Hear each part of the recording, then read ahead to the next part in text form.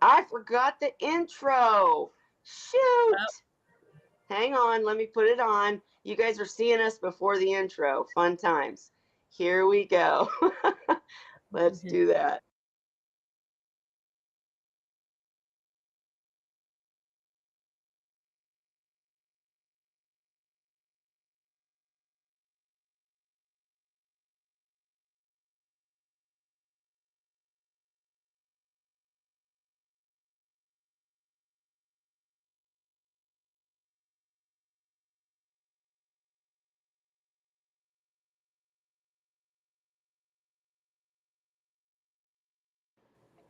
Happy Wine Wednesday, everyone. Oops, I've got my glass turned. I've got my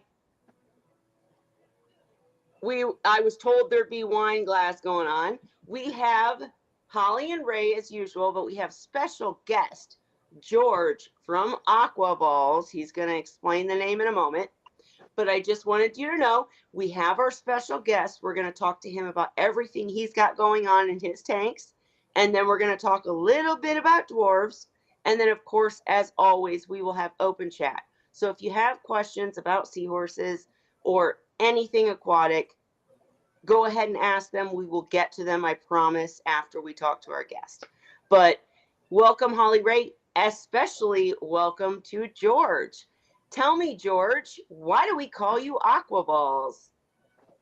So, guys, I have right now at this moment a room full of fish.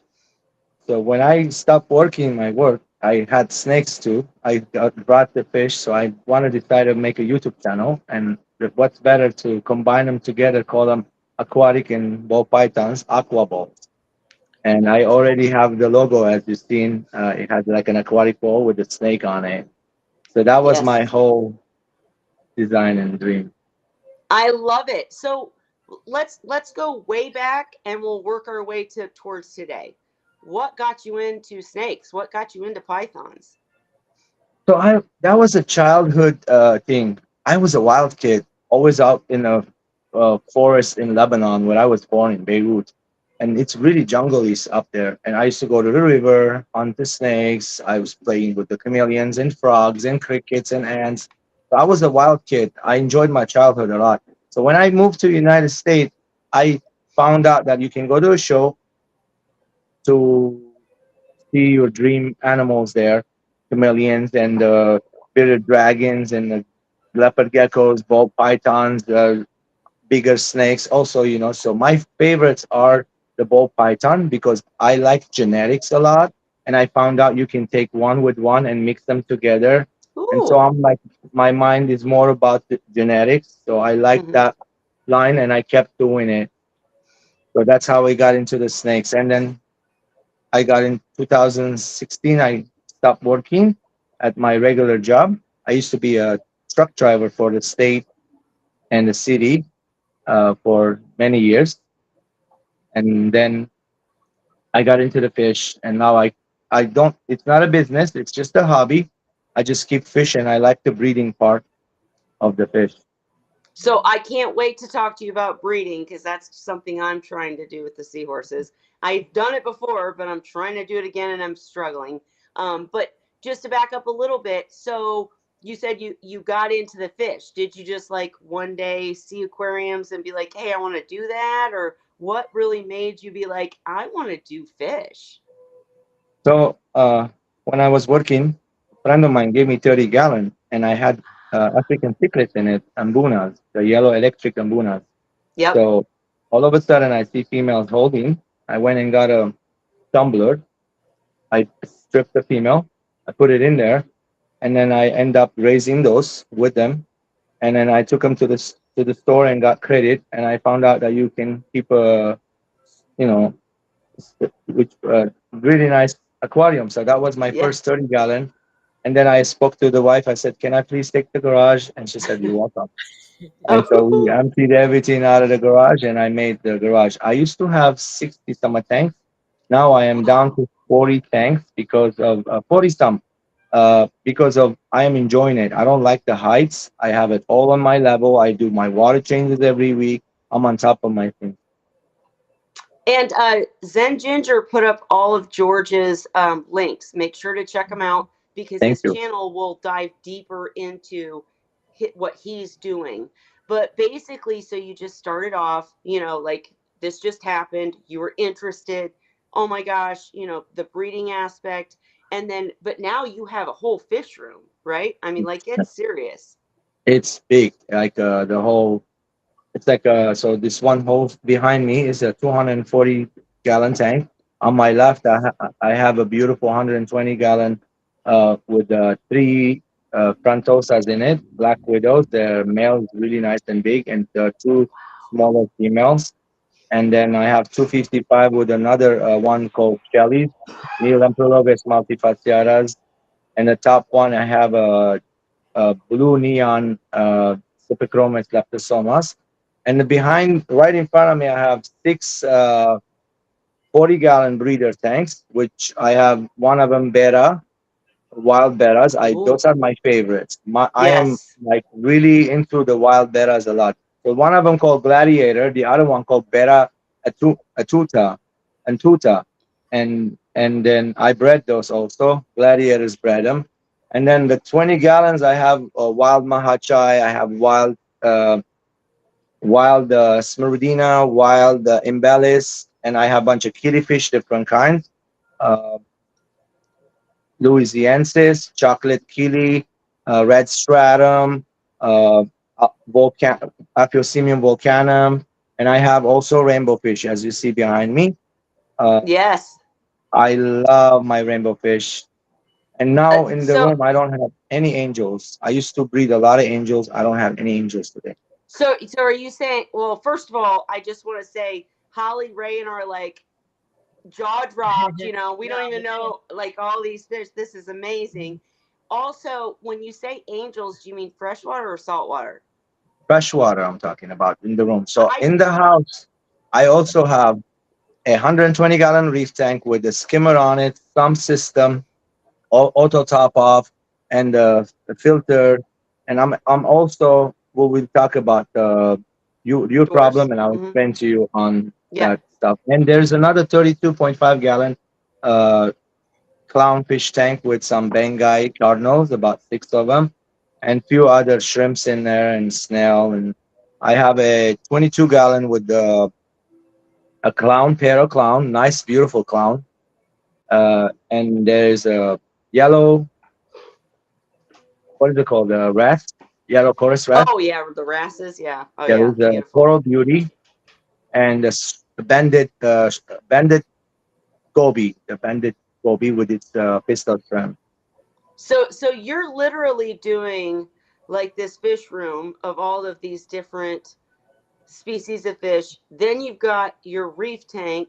Then I mean you've got you're doing it all, literally. So I there's mean, both different Your hobbies. house is The a snake zoo. different hobby. The snakes is different hobby. The lizard different hobby. The salt water is totally different hobby. Don't mix the yeah. salt water with the fresh water. They're totally Hmm. different hobbies. So the Yes. fresh water its own, the salt water its own.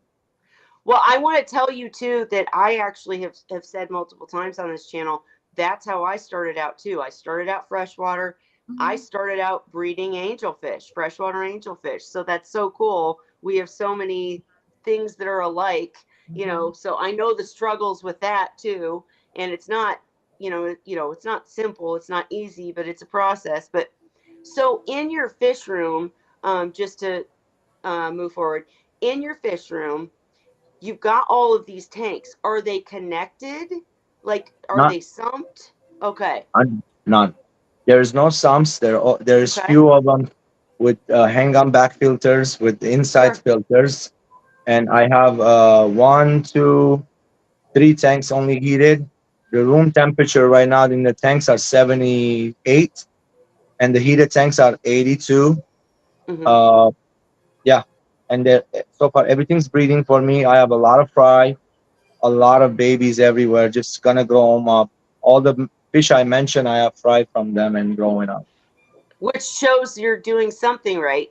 And we've always said, guys, like, you know, when we talk about the adult versions or the bigger sized species of seahorses, we always say, hey, if you can do a sump, that's the best way. However, that's not what I'm doing in my all in one, right? I'm trying to prove you don't have to.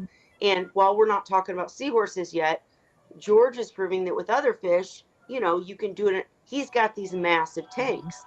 The more water you have, the more room you have to play with. So there's different ways of doing things, is my point.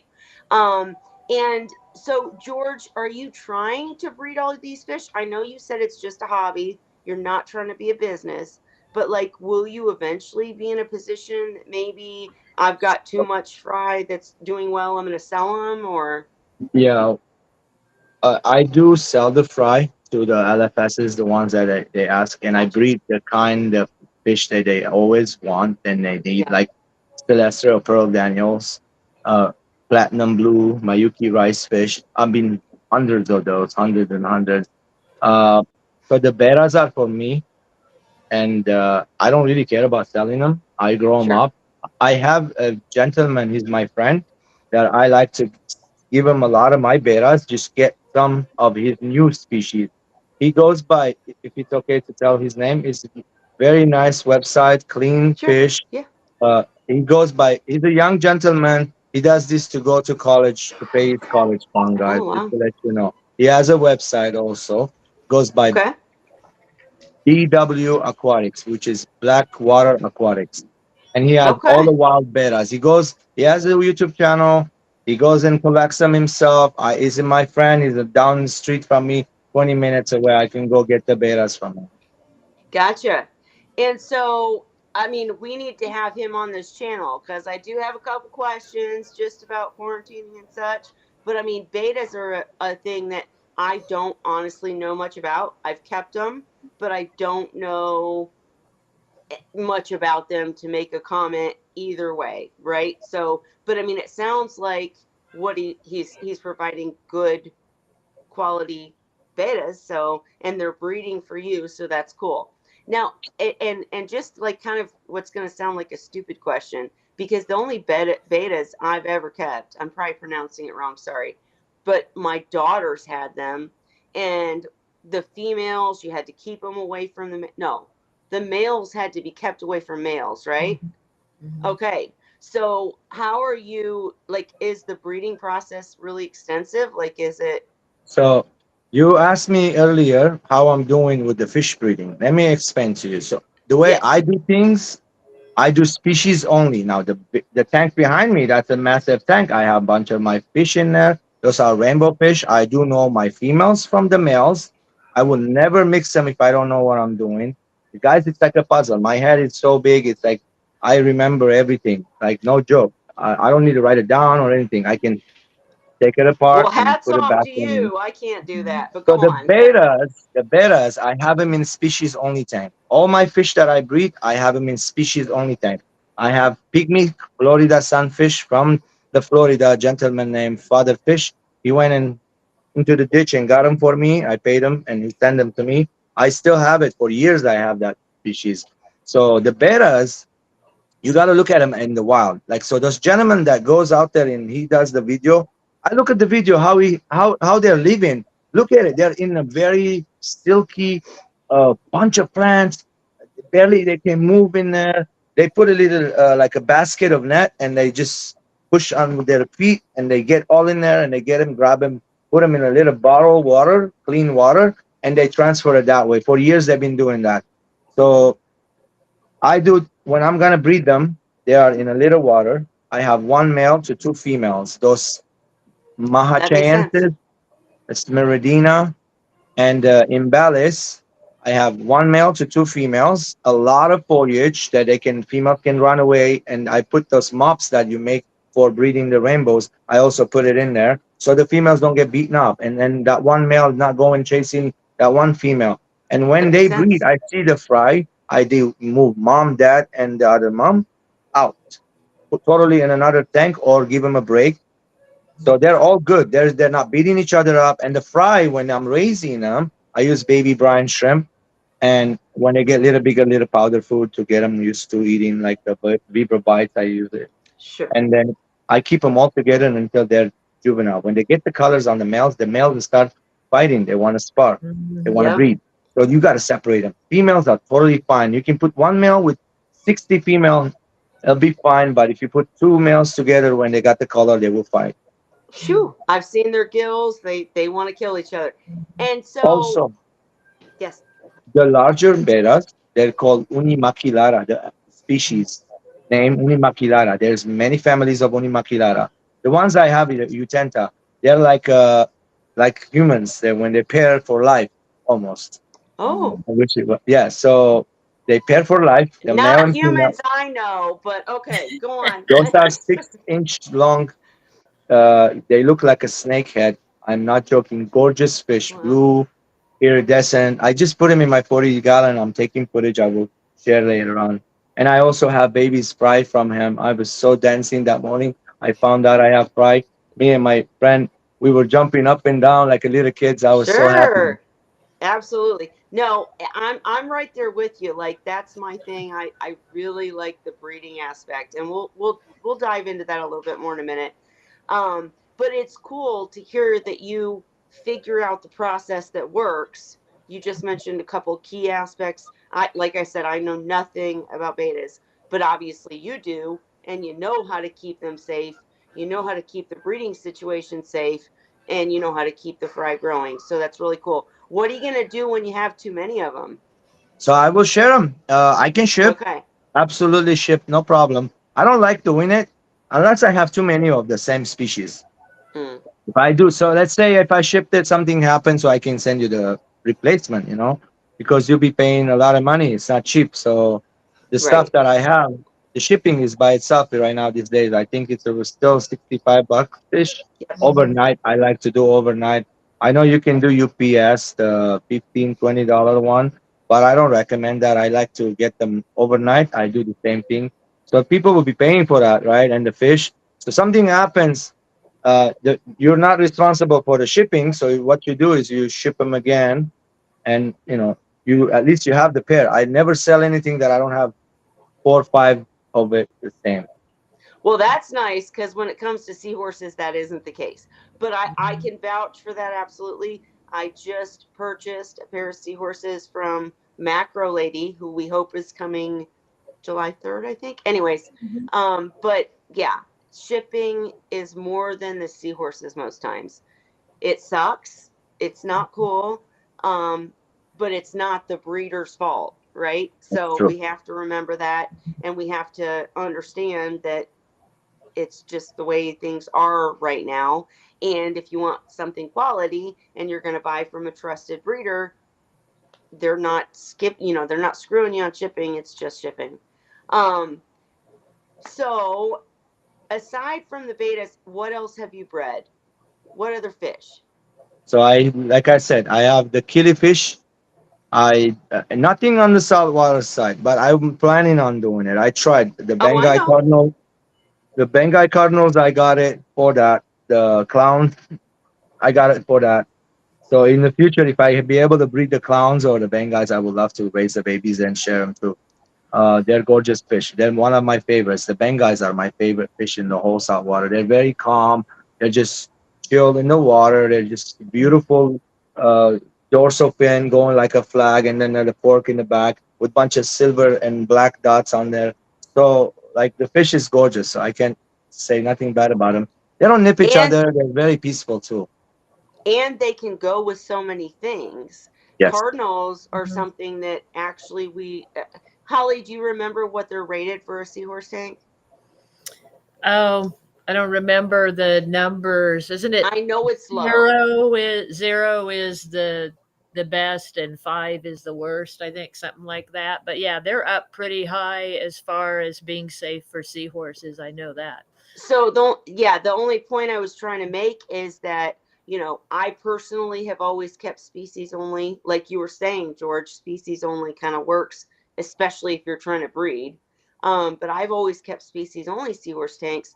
But many people want to do seahorse tanks, the adult species, I say adult, I mean the larger species, the erectus, the whitey eye, those. Um, and a lot of people don't want to just have a seahorse tank. They want to include other fish. And cardinals are one of the main, Mm-hmm. calm, not fast moving, really Yeah. beautiful fish that can make an excellent seahorse tank. So it's cool that you're working with them. And if you start breeding them, you might have sales over here with the seahorse people. Um, all right, guys, what else do we need to ask him about his other stuff before we dive into dwarfs and such? Or did you want to share anything else, George, about Yeah, a couple what? months ago, I Yeah. went to a website. It's a big website. It's close by to me too. I purchased it. Saw 20 seahorses. They were really priced really good. The little dwarf ones. I thought they were Okay. pygmy, but they were dwarf. I asked them, they were wild.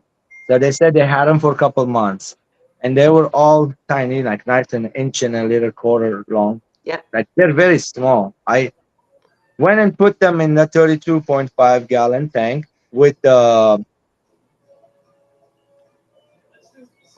three shrimp. They are the peppermint shrimp. Okay. Also, I had two those pipe fish, the striped ones, Yep. Mm-hmm. and gorgonia, live gorgonia, and some fake ones. So I was watching your channel, and the gentleman he's told me you can't have them, and especially there was aptasia in the tank, they will get stung. And I found out the pipefish, the striped pipefish, the shrimp attacked them, they destroyed them, and then they attacked the seahorses.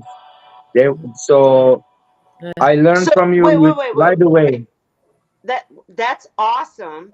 And one of the things that George and I talked about before we started is that we're both the same type of person where we're open books, right? Yes, We yes. all make mistakes. We can put on these amazing channels, but if we don't tell you the truth and be like, "Hey, I messed this up and, this is how I'm fixing it and this is how I'm, whatever," then we're not doing a service to our community, and that's what we're about as community. But what I was going to say is, oh my gosh, what was I going to say? Now it's completely gone. I get to rambling and then it's gone. So from Um, 20 seahorses, I got left right now five guys.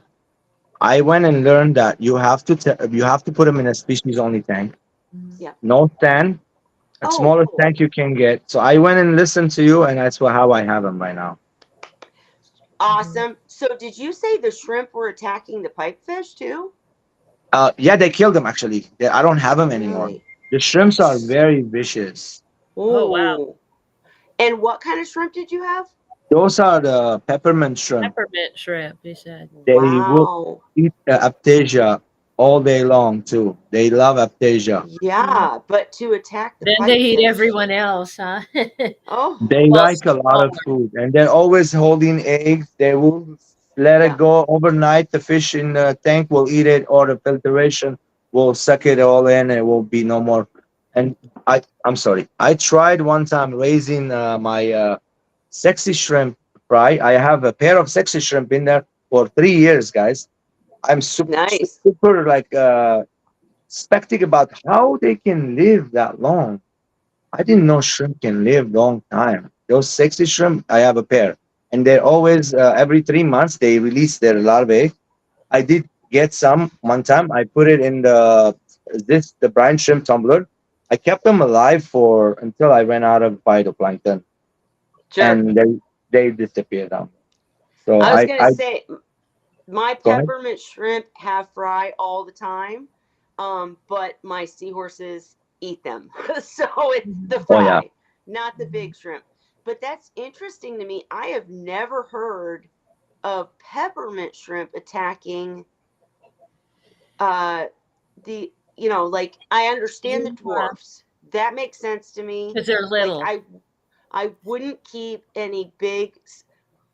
Dan from Seahorse Source used to keep mysid shrimp that he was raising in with dwarfs, right? Because they're small enough, they're like smaller than the dwarf, and they can't eat the dwarf. I can completely see peppermint shrimp or Mhm. anything else eating dwarf seahorses. Cheryl has talked about repeatedly that anytime her seahorses would be getting ready to have fry, her Mhm. peppermint shrimp would go to the top of the Go tank and wait for and them. wait, trying to Yes. eat the fry. Yeah. And as we say on this channel all the time, dwarf seahorses are very comparable to fry, of the Bigger bigger breeds. species, right? Mhm.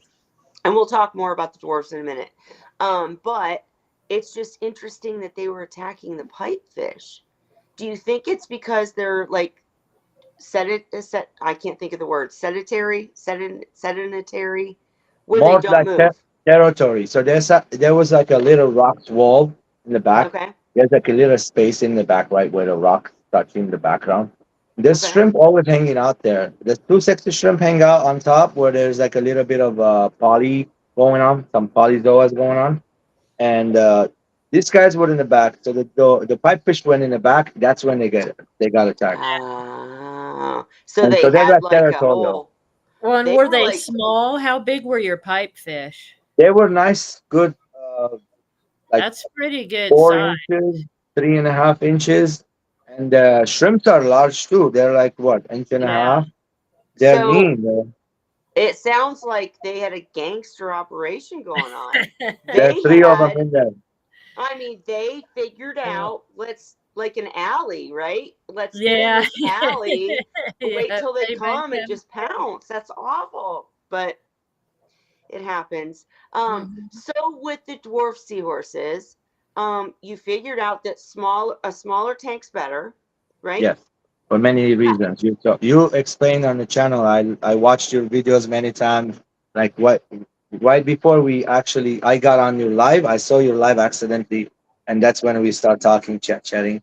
So Yeah. I was doing the research on seahorses. I found your channel. I really liked it, and I learned that you have to keep them species only. Bottom, you got to keep them always clean. When you feed your brine shrimp, some of the seeds fall down. You got, or the dead ones. You got to keep them clean. And you Yeah. always have to have brine shrimp in there. So I feed them a little bit in the morning, a little bit at night. I'm dosing live phyto in there, but I want to learn how to keep the brine shrimp healthier, not just for the dwarf seahorses or the seahorses, to see if I can feed them to my fish Yep. fry, and that will do any different on growing my regular freshwater fish a lot better, stronger gene, and I would like to learn that. So I'm kind of Okay. wanting to do that research So, with you. so guys, again, if you have any seahorse questions, we will get to them in the end. The next two topics are going to be, we're going to discuss dwarf seahorses and exactly what George just asked. We're going to try to answer his question about how to make the brine shrimp better for fry of any species, not just seahorses, or of any fish, and try to dive into the breeding. Then he's going to help me with my electrical problem. So stay tuned. But Ray, real quick, why do we say that it's better to have a smaller tank for dwarves and etc.? And then we'll dive into the feeding. You're muted. Muted. Unmute. Ray, Ray, you're unmute. muted. He's so Okay. polite, When my dogs right? are acting He's up, so they're polite. muted. Yes. Go Anyways, on. for a couple reasons. First of all, so you can have that feeding density very high.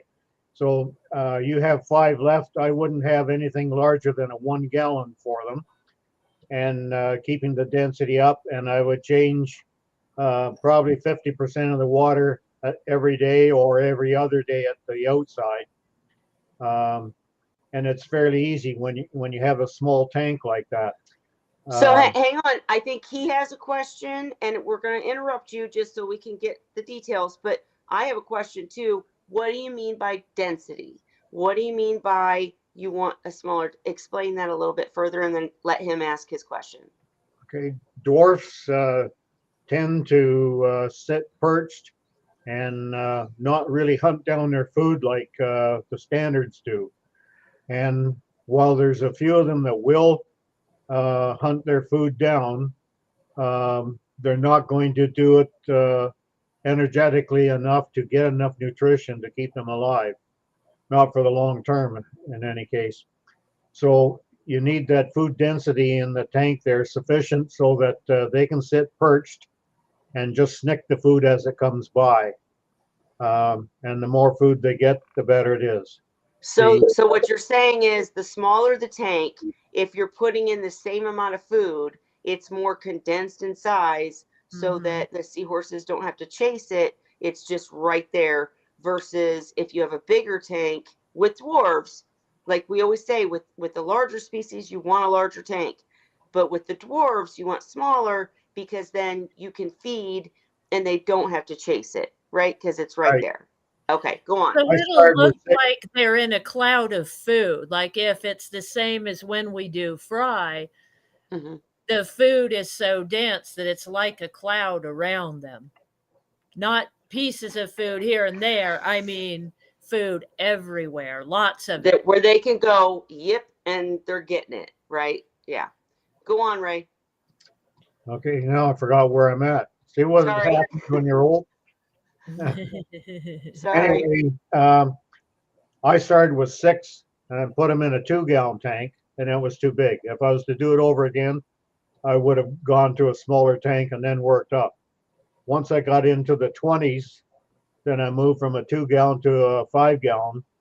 And then once my population was up in the 50s range, then I would sell off anything that was excessive. And a 5-gallon tank has no problem at all dealing with about 50 dwarfs. So you're And saying that a 5-gallon tank with no like crazy filtration, maybe just like a sponge filter no, and I don't just like sponge filters. I use open-ended air lines for water okay. movement and Oh, aeration. So you're just using water changes. That's it. Right. I no did. airstone? Sorry? No airstone? No airstone. I don't like airstones in any salt water. Um, Larger bubbles do a better job of moving the water than small bubbles do. True. And salt or the small bubbles, you end up with more salt creep, and Yeah, salt that's creep true. can be a pain. So open-ended airlines. Okay. But I've done that, for many decades, all the saltwater history. Whenever I had airlines in any of my saltwater tanks, it was always open-ended. The only stones I used were I used to make air stones out of basswood, but they'd be 5 to 7 inches long and a couple inches square, and the hole down through the center is 7/8 of an inch in diameter, and that's what I use to power my skimmers. See now George and Ray are going to become friends and they'll do all this DIY crap. Me and Holly are like, nope, we're done with that. Anyways, moving on. Okay, so smaller tank, larger density of or better density of food. And what about the food though, Ray? Because that was George's question for us. If you want to raise fry better, what are the key things? I know it's a deep topic and it's a deep dive, but what are some of the things that even the average breeder doesn't know about Artemia and keeping it clean and making sure that it's really good for the fry? Nutritious, all that. Yeah. Well, Enriching, right? enrichment basically with a high DHA component, and for me that means using Algamac. It's Algamac 3050, I believe it is. Um, I got the bag down in the freezer, but I'd have to dig to get at it right now. But Algamac 3050 is basically um, high DHA component. It's Schizochytrium algae, which is very high concentration of that DHA. And we use it specifically or especially for seahorses because seahorses are unable to manufacture their own DHA component. People like we can manufacture DHA for ourselves because our bodies will change EPA into DHA. But a lot of the fish community, both freshwater and saltwater, are unable to do that. And I don't know what the percentages are. I know there are some fish that do have that capability, but just how many, I don't know. So it can't hurt them though, right? Like No, if Right. So you could be adding something to their diet that could really help them. And if they didn't need it, it's not going to hurt them. So over like my brine shrimp culturing started back early 90s. And I used to supply stores with the adults. I'd raise them up and sell them to the stores so that they could sell them, because here in Canada, we don't have a regular supply like you have in the States there to be able to buy from and have a dependable supply on hand. So I would supply to the stores here in London, and eventually, over those years, I evolved with the feeding program. When I first started, I was using a product from Brine Shrimp Direct, and used it for many years. It was a cryo paste, and you could keep it in the freezer, and it would last a long time. But once 9/11 happened, we had a lot of problems getting it across the border, so it would spoil before we actually got it. Even if I shipped it overnight, it was probably 10 days before I'd get it. So I switched and started using the spirulina powder. And again, I got that from Brine Shrimp Direct. But I also got this Algamac. It was actually a different form of Algamac at the time. The 3050 is a later variant of the original one I was getting.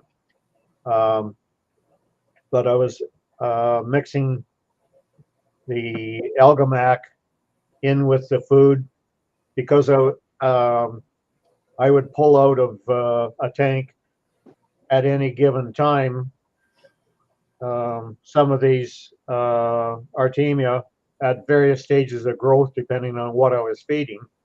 I wanted them always to be ready so that I could pull them out at any time, and they would already have that enrichment in them.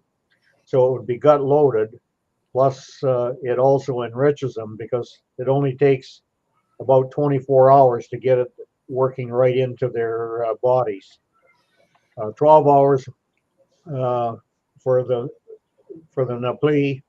It takes about 12 hours to gut load them. Another 12 hours will have it embedded in their flesh as well. When you're dealing with the adults, it's more like 4 to 6 hours will gut load them, and another 4 to 8 hours will have it assimilated into their flesh. And Okay. for me, it was a case of practicality. By always using it and having them ready, I didn't have to set up a separate enrichment to do this. Now, mind you, I did it for Napoli for the fry, but I didn't do it for the juvenile Artemia and the adult Artemia, because So it might be different times. Yeah. the needs are different. Sure. And real quick too, something that we'll touch base with Seahorse people too. Can we talk about peroxide just for a second? Like, Ray, you didn't use peroxide on your hatcheries, did you? Yeah, I used bleach to sterilize them at first, and I used the peroxide after. So let's be clear real quick. So he's saying please nobody stick bleach in your hatcheries. He's talking about he used bleach if he had on the cysts. I started off cyst. using the bleach just to sterilize them. Then I started decapsulating them with using the bleach, but I went back to just sterilizing, because I found it a lot harder to get the separation of the Napoli from the residue that came from after they hatch out, when they were N-star or whatnot. well, I'm trying to get the word out. I just used the word. When you decapsulate them, basically what you're doing, you're changing the outer membrane, and it's not as hard, and they will hatch out easier, and you can probably get slightly higher yields if you're not using the top grade egg But so nowadays we get decapsulated, right? We can Well, buy see, them. I don't, but I quit using it just because the decapsulated ones make the water messier to try and separate. Okay, George has a question. Go ahead, George. So, guys, I was doing a little research the other day, and this brought up with my friend that we always hang out here every night. He's like my brother, my best friend. He's into fish. He got fish in his place. So we were looking at brine-shrimp-direct.com. Like you're saying, decapsulated them. Now, a lot of people got to misunderstand between decapsulated and another word. It's called deshelled.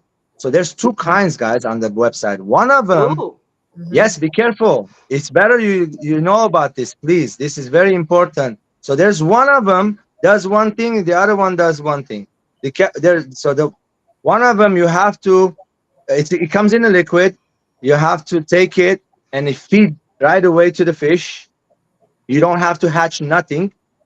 oh, And the other wow. one that has no shells, you take it and you put it in the salt water, and it will hatch for you and becomes a brine shrimp moving around. So there's two Gotcha. kinds. Just be careful when you're buying them, please. It's important to know that. Thank you. And I didn't buy decapsulated. I got the whole shebang, Just- and I separated them from the shells by I the did the type same of thing. hatcheries that I had. They separated themselves, and that's why I used the boxes Mm, a lot of the time, was because in the boxes, the brine shrimp would swim up into the freshwater jar and leave all the crap behind them, sure. inside the Sure. Oh, box. that's a good And idea. then the cone shaped ones with the spigot, all the little eggs and things float to the top, and you shine a flashlight down at the bottom, and the And they shrimp go down to the swim to the bottom. bottom and separate themselves. I had a quick question for Ray Okay. about what ratio of algamac did you use to spirulina? You said you mixed the two. Do you remember your ratio? No, I honestly don't remember now. Uh, I th- I think it was an eighth of a teaspoon to a tablespoon of Spirulina? spirulina. And that makes sense when Yeah. you're not like trying to like crazy gut load them. Well, the But I did spirulina itself is very, very healthy. sure. Mhm. It really does a good job, but it doesn't have any DHA. Some algae do have DHA in it, and to get something complete, like when I was using the cryo paste before that, they were blends of different algae to make up the proper nutrition. Mhm. But once I couldn't use that anymore, it wasn't practical for me to start culturing all kinds of algae to get the right brand that I wanted. Uh, so I just used the spirulina and augmented it with the algamac. Algamac is what Dan used in his Sure. In his for feed, his huh? enrichment. Yeah. So I and used I know spirulina just to feed the shrimp. When I was Yep. raising the brine shrimp, that was their Right. food, was just the spirulina powder by so itself. I do want to touch base because you guys I'm rushing. I want to get to my electrical problem and have George help me. But I do want to make sure that we hit on the peroxide. So Mhm. how do any of you use peroxide in your hatchery situation to better the situation? I only Holly, you want used the peroxide when I was going to feed the brine shrimp to the fish. so what you're saying is you've you've hatched the brine shrimp, Right. decapsulated them, hatched them, and then you're going to what before you feed them to the fish? Well, Tell me usually about I that process.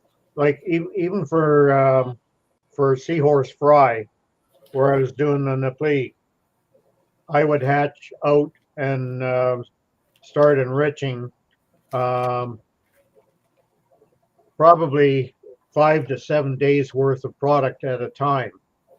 And I would keep them in a holding container, pull out what I needed for a day. And if I was going to feed 3 feedings in a day, I would enrich enough just for those 3 feedings in that day. The next day I would enrich more. With the adults, it was different. I kept on culturing them, growing them, and then I fed them the spirulina and the algamac all the time, so they were always enriched. But with the Napoli, it was a little bit different. There's a link there that I put on there to my Yep, private I shared the link. George, but that link there, I haven't done anything with that page in a long time now, but it's basically goes through some of the things that I've done over decades of culturing the brine shrimp. So you might be able to get some ideas from going through that and tailor it to your own needs. Awesome. The one disadvantage of using spirulina powder, it's the same as with those cryo pastes. It's not live, so that you end up with a lot of settlement. And so you try to get as much motion in the containers as possible to keep that in suspension as long as possible. But for me, I had too much trouble growing live microalgae. Yeah.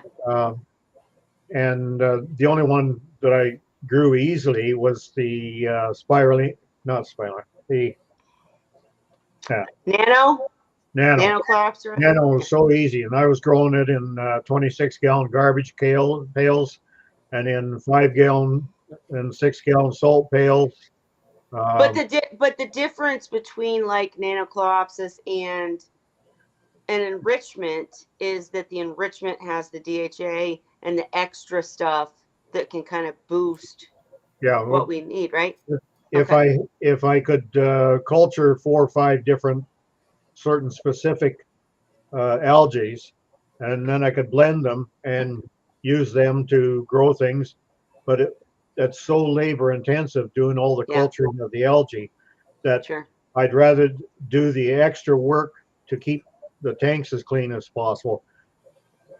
It's a chore cleaning, keeping those things clean, but it's less of a chore than culturing all the algae that you need, especially for the quantities. Sure. I was harvesting, I guess, for about 12 tablespoons of adult Artemia each week at a minimum. Wow.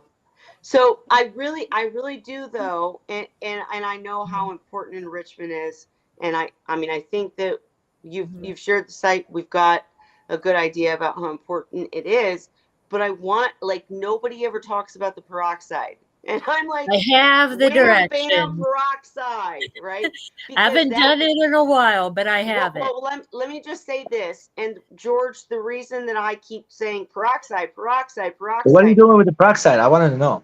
Yes, we're gonna get there, and the reason is because I kept failing.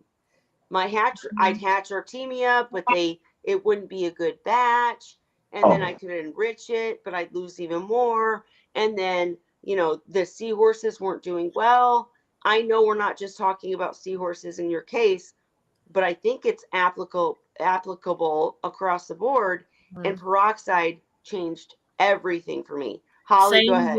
Same here. So my survival rates of fry went up a huge amount when I started cleaning their brine shrimp using peroxide before I fed it to them. So how did you do that? I learned that here. So here's how I did it. My directions. First of all, I figured out that the cheapest way to get peroxide is actually 40 volume clear hair developer from the beauty salon. So yeah, 40 volume developer clear. Your wife might know about it if she's into beauty. So real quick, I just want to specify real quick. The reason she's saying that is because Dan from Seahorse that gave us this information about using the peroxide said that the 35% peroxide is better than the 3% you can buy at the drugstore. And so what Holly's giving you Mm-hmm. is it comparable to the 35% peroxide? Mm-hmm. I just wanted to clarify that. Go My ahead. mom would know that What the peroxide. ratio is that you'd take 60 milliliters of 40 volume peroxide, the hair developer stuff, to 1 liter of water. And you put a bubbler in it, and you're going to bubble it for 1.5 minutes, and then take the bubbler out and do another 3.5 minutes of it just flat soaking. That makes a total of 5 minutes that they're in the peroxide. So wait. I think you skipped a step, Holly. So you're taking the brine shrimp out of the hatchery. You're Mm-hmm. putting him in this thing, and then And that's when I you start used this a fish process. bowl, yeah. So a Okay. fish bowl with 1 liter of water in it. What kind of water? Fresh or salt? It's salt water Okay, thank you. I would use. And then after the 5 minutes is done, you strain them out and give them a rinse. I'd give them a rinse like just under my faucet real quick, with the water barely running, fresh water. And then I would add them to the Seahorse tank. And That's so all. I learned what here is from Dan and Ray. what is the peroxide doing, Holly? So it's basically disinfecting the brine shrimp, just like you would disinfect equipment, right? That's what peroxide True. does. So it's cleaning them so that they're not carrying bacteria to the seahorses, is the idea. Because there's so much other stuff growing in our hatcheries, right? Like bacteria, and like if we don't clean our hatcheries, they're getting dirty. So you enrich them first. The way I do it is like Ray said, I do the enrichment, so the baby brine shrimp would get fed their enrichment. And then the next day I would use those for food, and I'd put them through that peroxide bath and then feed them too. So my process was the brine shrimp hatched, and then I put them in a container with their food, the enrichment, and then the next day those ones became food for the seahorses. So I had a little system going. They went from one to the other, from hatching to becoming enriched to then getting cleaned and becoming food. Well, I absolutely agree with you, Holly, and that's what I did want to share, and I'm glad you shared it, is that basically that peroxide changed everything, the hatch rates, everything, because cleaning the brine shrimp after enrichment is like key, like really important. Something to keep in mind, the Napri take a long time to enrich, excuse me, as in 2 12-hour stages, ideally. They lose that enrichment very fast. Mm. Like if you take them out of that enrichment after the second 12-hour stage, and a few hours later, their nutrient is depleted. That's why when you're feeding the dwarfs, for instance, you should always remove the uneaten food before you put the new food in, so that they are now eating nutrient-rich artemia rather than a mix of the nutrient-rich and the depleted ones. And what I did, I hooked up what was called a mini filter. And the mini filters I put on a timer so that it would come on about an hour and a half, 2 hours before I was planning on feeding again. And the mini filter would gradually clear these depleted live Suck them up. It would clear them out of the tank. So then when I got down there, I would turn the filter off, pull it out, and save it for cleaning afterwards. But I'd pull it out, and then I'd put the new feed in, and the new feed's in there. Then I would go clean out the filter pad of all the old ones, and then put it back in the tank and have it set for the timer to come on again. So that was Gotcha. easier. That was easier than trying to find any other way, like to take a mesh net and try to get all these things out of there when you got these little dwarfs in there that you're catching up in the net at the same time. Sure, My sure. method was to take the seahorses out and Ah, change their water completely and then put them Wow. back in because I didn't have a ton. Like some people might have hundreds. Most of my batches would be like 36, so I didn't have as many of them to catch and move as you would with a large batch of fry. And for Bonnie, yes, the enriching comes before the sterilizing with peroxide. It's That's the the last enrichment. step. It's the enrichment that starts the bacteria growth. The Yeah. spores yes. are the spores are airborne, and when they contact the water, then they start feeding off of the spores will feed off of the enrichment much faster than even the flea will, and that bacteria growth can be immense. And You know while what though? I mean, Dan used to tell me even about because I used just 2 liter bottles to hatch my yep, Artemia. I that's don't what have I use. Mhm. any fancy system. And like after you've used it for so long, you'll start to see like cracks in the plastic. Bacteria grows there, right? I Mhm. mean, so the peroxide was just a game changer to me. George, did you have a question or are you good? Yeah, I was gonna say like some people hatch the brine shrimp and like they make their own salt water. I Mhm. hatch my brine shrimp from the water changes that I do. That's a Oh, good idea what he said because there's bacteria in my water. So yes. Yeah. totally great idea what he said about peroxide in the brine shrimp before feeding it to the especially saltwater species because if it's you feed in the freshwater species, I think that's okay because the bacteria from saltwater is not gonna move over to the freshwater. It won't harm the fish. But saltwater species, seahorse especially, they are very touchy. That's a really good idea. Go George, ahead, just Ray. an idea there. Um, I didn't use aquarium salt water for hatching brine shrimp. I started Really? off Either.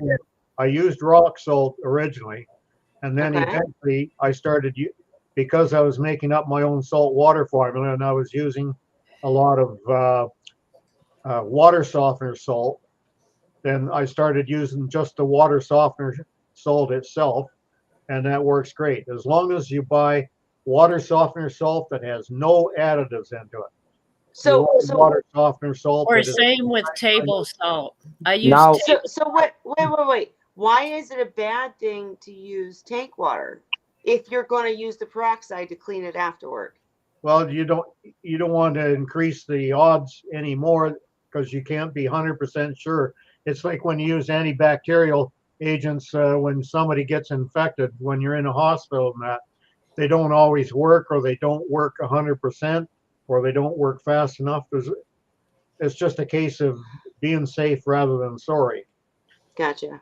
Okay, go ahead, George. so he said to use a rock salt. I didn't know that you can use rock salt. Now, quick question: when you're using rock salt, is there a salinity, a specific salinity you have to keep it at the water? Because in the salt water, I keep my salinity at the sea salt level, which is 1.2.5, Right. and it hatches every time. I have no problem hatching them. So Yeah, what's the salinity or what do you measure? Artemia can hatch in drastically concentrated salt volumes, but that's a waste of salt. So doing it in that 25 range is fine. Most of the time, I think I use 28 on my Artemia uh, and 26 in my tanks. But uh, the rock salt I found was a lot dirtier, and I switched to using the um, water softener salt. The water softener salt was a lot cleaner and it dissolves more readily than the rock salt does. But What do you mean by dirtier? well, when the rock salt hasn't been, it's just been mined and crumbled up to a certain Okay. extent, whereas the water softener salt has been dissolved and Is more reformed, pure. and in some cases in a lot of cases, they're adding a lot of other things to it, so your water softener lasts longer. But you can still buy water softener salt that has no additives to it, and so you find a place to get that, and it's far cheaper than using table salt. Very cheap. Yeah, it's cheaper than using table salt or aquarium salt. Uh, it's the So, only way to go, in my opinion. so would you, so, but you still did the peroxide treatment even Yes, if you weren't using, yes, okay. Okay. yes, All because right. Just the checking bacteria, the airborne spores get in the water, with the and then they enrichment. feed off what you're Gotcha. putting in there to feed the Artemia. Gotcha. Gotcha. And so George, for your case, at this point, you've got the 5 dwarfs. They're in a smaller tank. They no longer have tank mates. They have artificial stuff, and they're doing well, right? They're doing, you know, the same, was at the same time. Their belly's full, at least I see it. They're eating, so Yeah. they're doing great. They're doing okay. They're living their life. Well, and I would say that as long as you keep doing well with them, the dwarf seahorses have fry a lot more quickly than the adults. Correct me if I'm wrong, Ray, but I think their seasons are their Well, gestation Faster at periods quicker. reproduction. the biggest problem you have to remember with dwarfs is, first of all, dwarf lifespan under ideal conditions is a year and a half on average. Some will get Right. a couple of years, some will go off after a year. But the biggest thing to remember is they stop reproducing at around that year mark. Even though they may live 2 years, they stop reproducing. So you need to make sure you're keeping young ones that are of producing age to be able to keep your culture going. Absolutely. And I would say, George, you're learning from all of this and you're doing so many other amazing things. I hope you continue with seahorses because just like Zen Ginger, you're gonna like if you get a tank and doing an adult species or not, I keep saying adult. I Larger mean the larger size seahorses, Standard size. you will fall in love with them. You know how you love the betas? Mm-hmm. Seahorses, oh my God, they come up to the glass. They have so They much they speak to personality. you.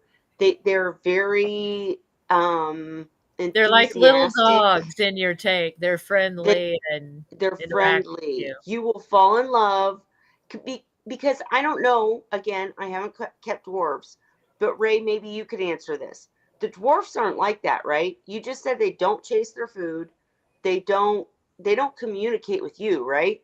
Well, I wouldn't say that because that depends on the individual one. There are some that do show some recognition when you come near the tank, but for the most part, they don't. See, Um, I mean, the adult. Or I keep saying adult. The larger size seahorses. I walk up to my tank and they swarm me.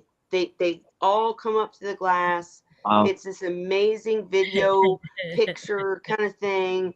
And they're like dancing for you and Yeah, like, do a feed dance me for and food, especially the oh females I've seen. And yeah, my girl Sadie, she comes to her dish when it's mealtime. She sticks her face in it, and then she looks up at me like, "Get the hint? well, This I'm dish just is saying, for like George, you're gonna be in trouble if you do an adult species of seahorse because you're gonna fall in love and then it's over. You'll have a whole nother garage they'll dedicated to double For, as tank. seahorses. for a pair, what's the recommendation for a tank size? The at adult? least For an at least 30. There I I'd you go go. would I'd That's go for bigger. one pair. They like to explore and move around the tank. So the bigger space you give them, the happier they'll be. I've discovered. 30 gallons and per pair, not don't 30 load up gallons per 6 in pair. a 30. I Mhm. agree. I agree. 30 gallons per pair. But I would say, like, you're used to setting up these big tanks, George. I mean, like, I've seen some 300-gallon. I'm not telling you to do it, but I'm just saying I've seen some 300-gallon seahorse tanks that are amazing. Gorgeous. And you don't have to do just seahorses. You can when you do a large. So we say 30 gallons per pair, and that's if you're doing, very clean, easy tanks. if you want to start adding cardinals and gorgonians and all the cool stuff, you can add gorgonians and macros in a smaller tank. But I mean, when you start adding other fish, the bigger you go, the better you're going to do. But it can be so amazing. Like, I hope you do it. I can't wait to see you, like, Yeah. doing a Some- video and be Something like, like a look at these 55 would be guys. awesome for them. And I have a 55, 55, and yeah. right now I have a pair of seahorses in there. I have a Watchman Goby, and I had at one point I had a Mandarin in there. Hmm. So you can keep, you know, a couple fish, a couple seahorses. I have, what else do I have in there? A little hermit crab. I mean, and with the 55, Peppermint shrimp I had. I mean, I've had the tank set up for years, so I don't have all what I originally had. But I started out with a couple seahorses, a mandarin, a goby, a couple peppermint shrimp, a few little hermit crabs. And I have friends that keep cardinals with their seahorses. They're a good mix. So some of the fish that you named that you already have actually can be good tank mates for the bigger seahorses. absolutely, absolutely. And And they get that's what along well together, I found. The only thing is my goby now thinks he's a seahorse. Because I feed the Right. seahorses with a turkey baster. The seahorses have little dishes where they eat their meals, you know, to help keep the tank clean. you have like a little glass dishes with a suction cup in it. I have plastic. I have one kind of dish I use is it comes from Salt Critters, and it's plastic with a hitching rail, and it magnetizes to the side of the tank. So I have one of those, but I have a seahorse that can't swim up there. Okay. He's kind of handicapped, so I feed him out of a little shell, like the little clams that you bake on your grill. I empty them, clean them out, and use those for seahorse dishes. So the goby learned how the seahorses eat, that the food comes in the turkey baster, and he will only eat from the turkey baster. Like, I have to hold the turkey baster and squeeze him his food, and he comes to get it. If the food lands on the ground, he won't eat it. So he got spoiled. Well, Yep. And And my that doesn't. mandarin learned to eat with the seahorses too. When I had my mandarin, she started eating the seahorses' food out of their dish and taught herself how to eat frozen food. Because I had her originally, you know, on the what do they call them? I don't have them Pellets. anymore. The pods. No, they eat live Oh, pods. pods. Oh, that's right. I had tiger pods. Yeah, she Yeah. was eating tiger pods. And she learned, she watched the seahorses eating their meals every day and got curious and started going to check out their dish and would clean up the little pieces of seahorse Well, and food. how So many people want a mandarin that eats, frozen food? That's pretty awesome. And you made it happen, Holly. they can learn. They will learn. So Zen Ginger said George would be a much better person overall for the seahorse community than I. No, thank that's you. Not not true, Zen. necessarily. We need No. you too. We need you too. But George, I hope that what you did learn from this channel helps you with the dwarves. I hope that you start using the peroxide and you see some babies start happening from your dwarfs. I hope that you expand into maybe keeping the larger, not adult, larger size species because they're so amazing. I just can't say enough. But I think what you're doing already is pretty amazing. Like looking behind you, that's a gorgeous tank. I mean, freaking gorgeous. And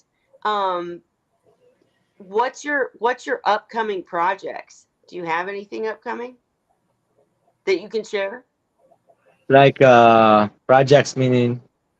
Like what's the next step for Let's go AQUABALLS? ahead and jump in it. I am looking at electrical to my reef tank to make my reef tank much better So that's the Okay. topic we want to talk next, if it's okay with you. Because Yes. All right. I'm sitting here for like an hour and waiting I'm for it. sorry.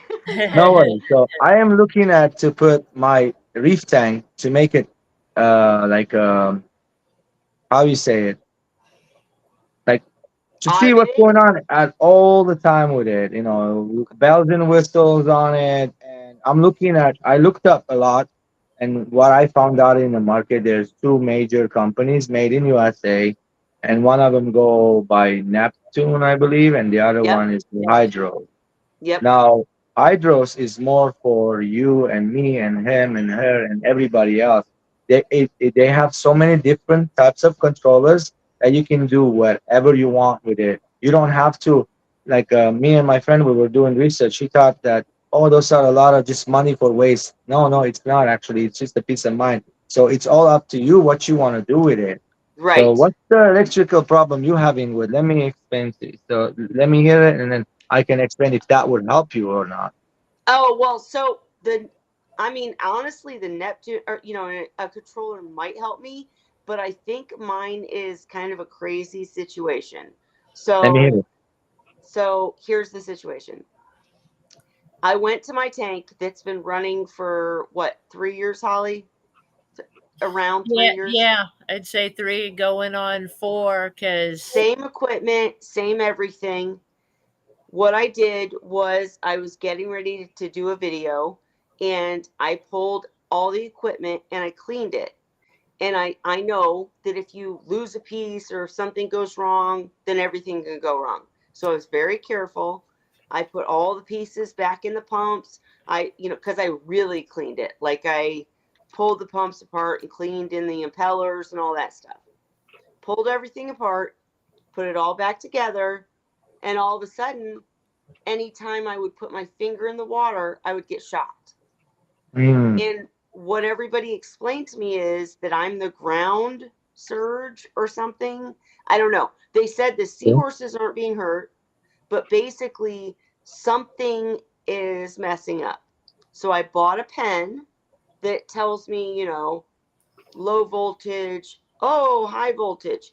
But here's the crazy thing, guys. I told you a week or two ago that I figured it out. I figured out that it was the oh, skimmer and it was one of the pumps. It's still happening. Like, even without those two pieces of equipment, it's still like I'm starting to think it's my house.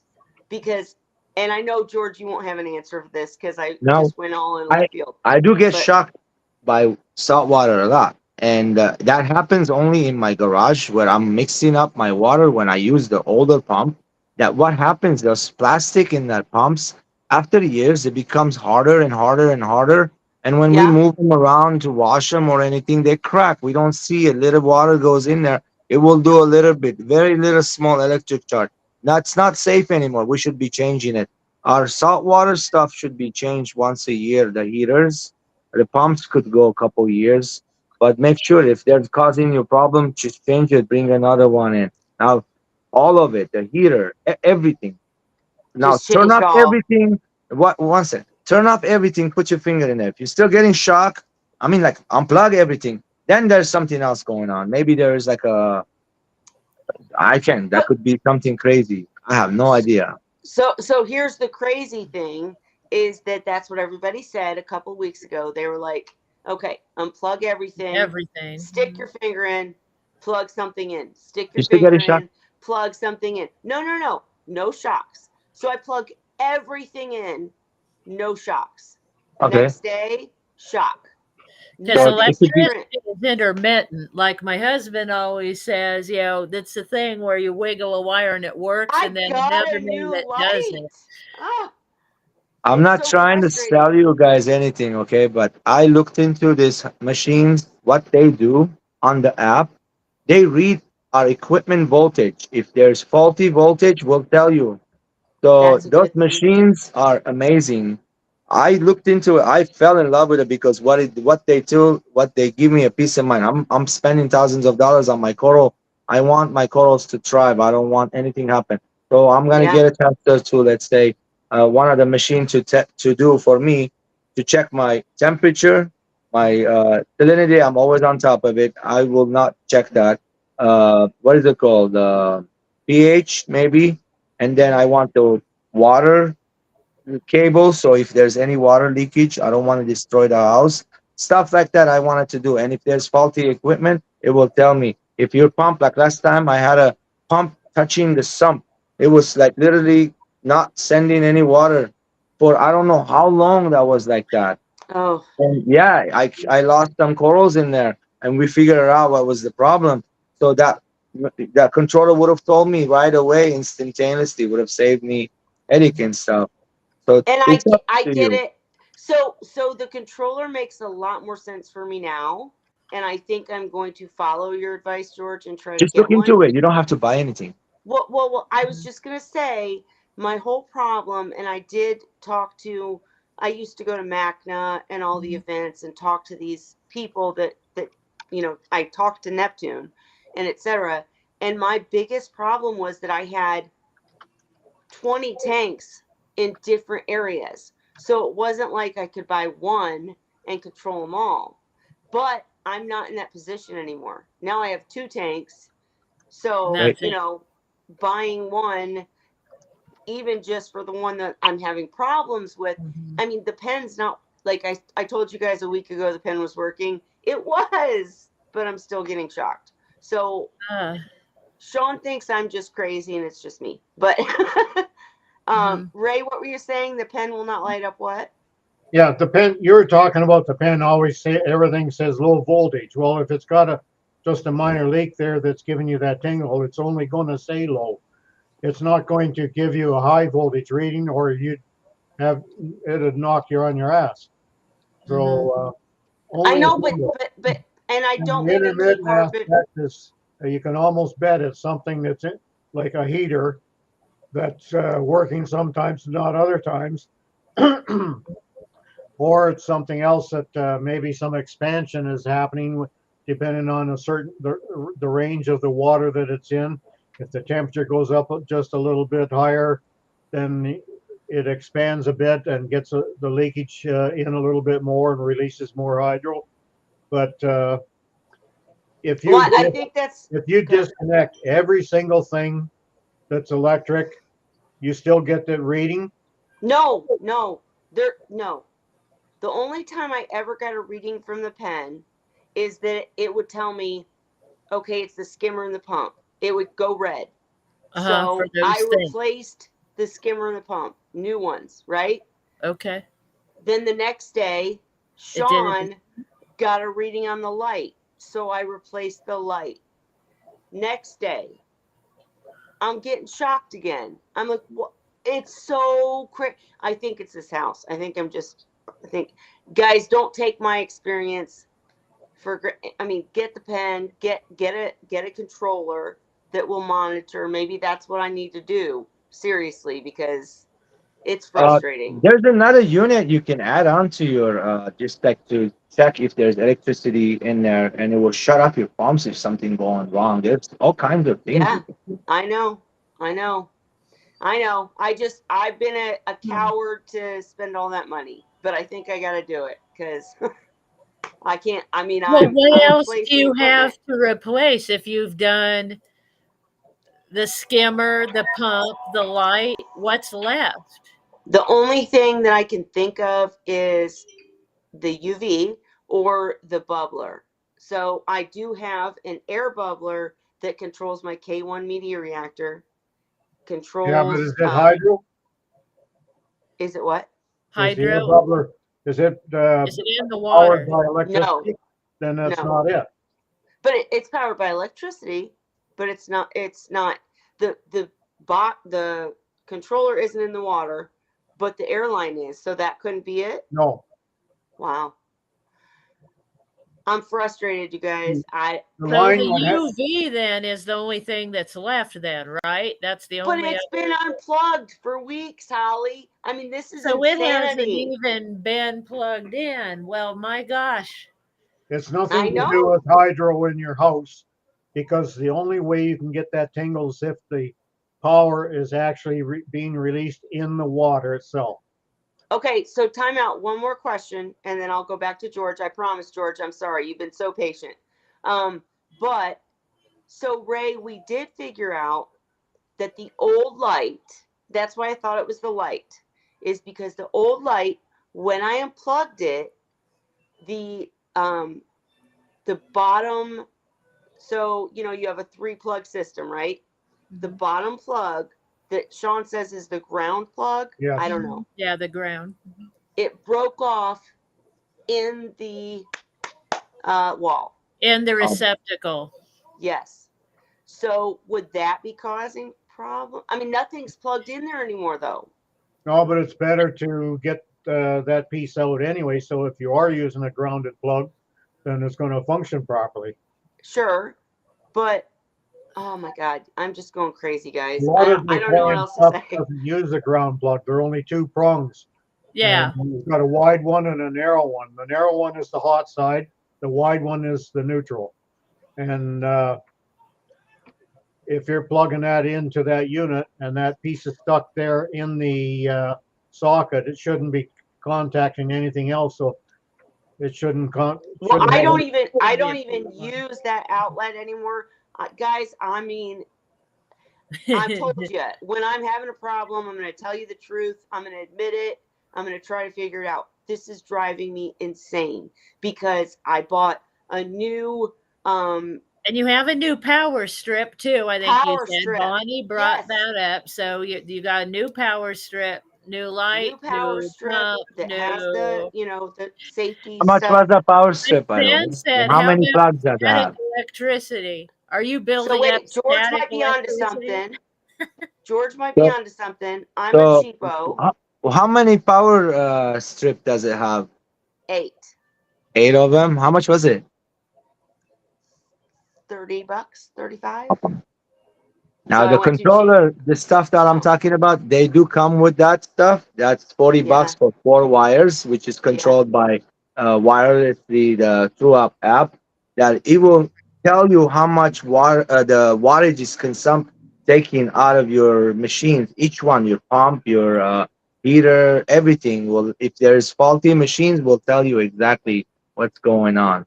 I will send you See, some links. Look them up later on, just so you give you look up. There's videos on about them, what they're doing, and I would appreciate it because I think that's what I'm going to have to do because I'm at a dead, like the seahorses are fine, right?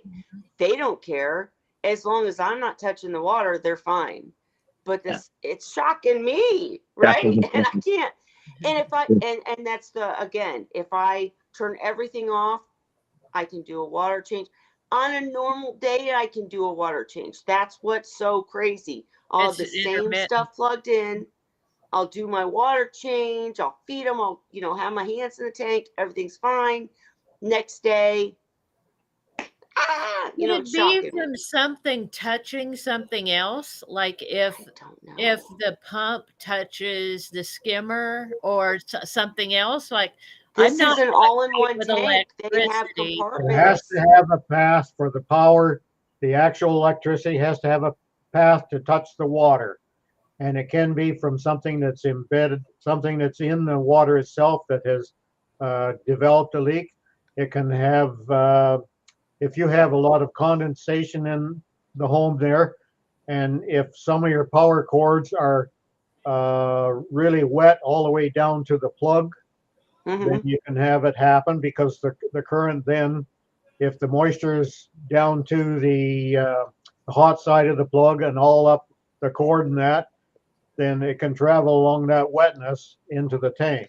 So, real quick question though, if that happened, if that was the case, and it dried because it didn't get wet again, wouldn't it stop Well, if it happening? dries up, then you're not going to feel it because the hydro won't Right. go along the dry plug. So Or the then dry wire. could high humidity cause that? I Cause a do have dampness high Only if- to the humidity. wire Only if there's condensation that's on Yeah. the cord itself. on the Nope. cord? Mm-mm. Like the humidity itself can be, you can have really high, you can have 90% humidity, Uh-huh. but if it's not leaving that cord wet, It's not. the hydro can't transfer along or can't travel along anything that is non-conductive. The wire is covered in that coating that is non-conductive. When Yeah. it gets wet, then it becomes a conductor. the water itself is the conductor, not the wire coating itself. I promise you guys, whether it takes me buying a system as George has recommended, and I'm listening, and George, please send me the links. Even if I have to buy something like that, I will. I think they're a great idea. I just, again, I never bought the controllers because I had so many tanks that were separated, and now they're just so expensive for one tank. But I can't figure this out. I don't know what else to do. So it might have to be that I have a system that can tell me, oh, this is what is, having this intermittent electrical surge. I don't know. I covered I'm still it working for on it. you, but I just discovered a few days ago that my passport here has expired. Oh Oh no! no, you can't I go just got anywhere my now, Ray. passport in the You're mail. grounded. I've got to go get a new passport photo before I can get it renewed. Gotcha. Well, I hope it's easier than the first process because I've never been out of the country. I just got myself and my daughter's passports to go to Italy in October, and it was a pain in the butt. But Mhm. that's totally beside the point. Well, it's easier Um, to renew as long as I renew it within a year of the expiry date. Then it's relatively easy. Hey, KJE Aquatics, nice to see you. Um, again, guys, I didn't mean to go off on the tangent of my electrical woes again. But it's just so frustrating. Like, I think I have it figured out one week, and I'm like, I got this, and then everything's great for 3 days, and then it shocks me again, and I'm like, am I really losing my mind? I don't think so, It's but crazy Yeah, how just electrical stuff, it bubbles me. You were talking about it, I'm thinking like what's making it shocker. Now look, let's say you're wearing a plastic shoes. You're not conductive anymore, right? You still no. touch it and you're getting shocked. What I think it is, it's both positive, negative are shorting, very small short. It's causing the tank short. I think that's the equipment. If it's old, it will fail. That's the only reason. I mean, if it's brand new one, and shouldn't do that. Yeah. Well, I Something think power If crazy. it's net not that are everything 30 years brand old. new, I don't get it. Unless well, can everything's not static brand new. electricity do that? Like if you know how sometimes in your house you just get shocked from static electricity? Can Okay. that be a thing with saltwater tanks? I've never heard of that, but I don't think so. I don't That's know, but scientific question. it's you, Kelly. You're the one. Sean said, think about it, Kelly. You're so sensitive. Every time you cut your finger, it's a big deal. He was like, you're just, yeah, you're Maybe you're over shorting, imagining. Kelly. I'm freaking not, you guys. I wish I could let you feel it. It's not, it's not knock me on my ass, like Ray said. Mhm. It's just, You didn't I feel it. couldn't put my whole hand in the water. There's no way because I'm literally moving Yeah. a sponge or something, and I'm like, You're like, oh, yeah. yeah, ooh, that doesn't feel good. Ugh. If Huh. I use my Um, meters to actually measure the amount of the flow, it's usually so I can detect the fact that there is current flow there, but I won't be able to measure it because it's too infinitesimal for most common meters that most people have to be able to measure it. well, I'm really guessing that the systems that George is recommending will detect it. I mean, I believe that it would tell me the answer. It's just forking over a couple grand to get that. I will No, it's probably actually do it. nowhere near. No way. It's No? there's cheap ones. There, no, no, no. That one is Ah, $2,000 one. I was looking. That's a waste of. Everybody told me first thing about them. Their customer service. All the stores around me told me their customer service got worse and worse and worse and worse. So I have nothing to do with that company. okay.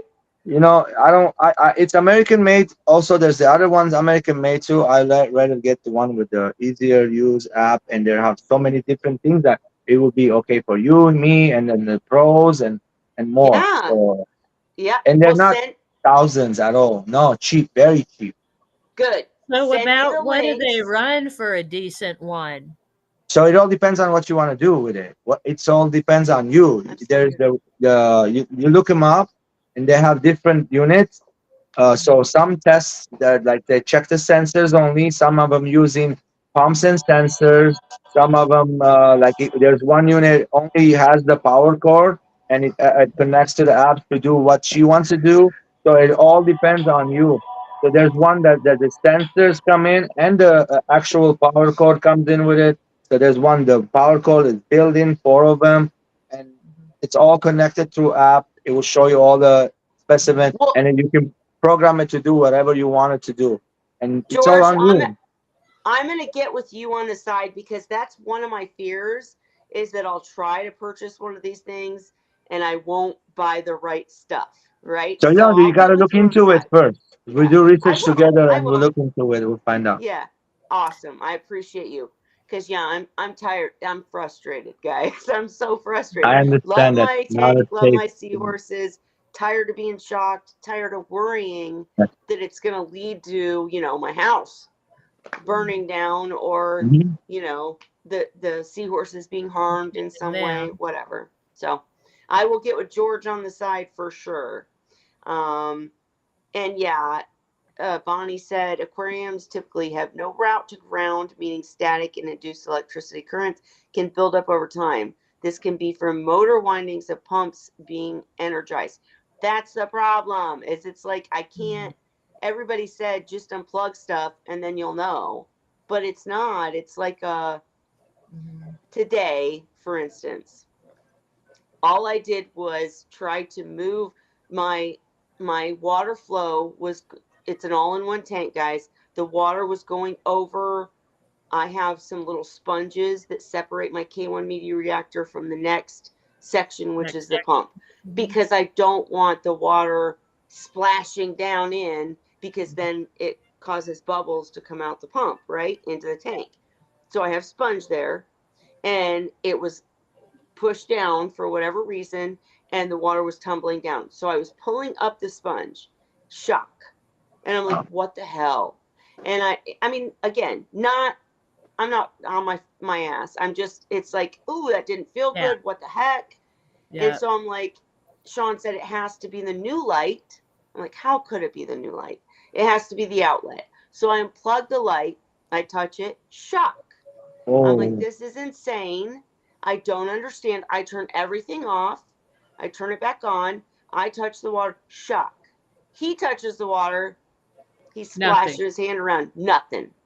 I touch the um, water, nothing.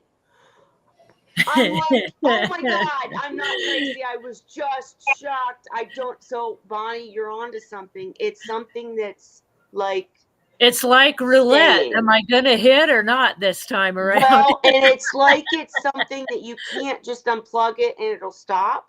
You got to unplug it and give it 10 minutes or something. I don't know. It's insanity. I'm going to get a controller. I'm going to look at George's links and find a controller that will just tell me what to do because I'm tired of trying to figure it out. But, anyways, I'm done rambling. Uh, what else we got, you guys? Or are we I what? wanted to ask you about your seahorses. Did you get new seahorses? I did. I got 2 new seahorses from Macro Lady. They're amazing. I'm very late on posting pictures. Um, the male came in and took over the tank. I mean, he did. It's amazing. And it's a pair that has already bred for her. Mhm. So, George, I want to actually say we have a guest coming on. I think it's in 2 or 3 weeks. I'll message you.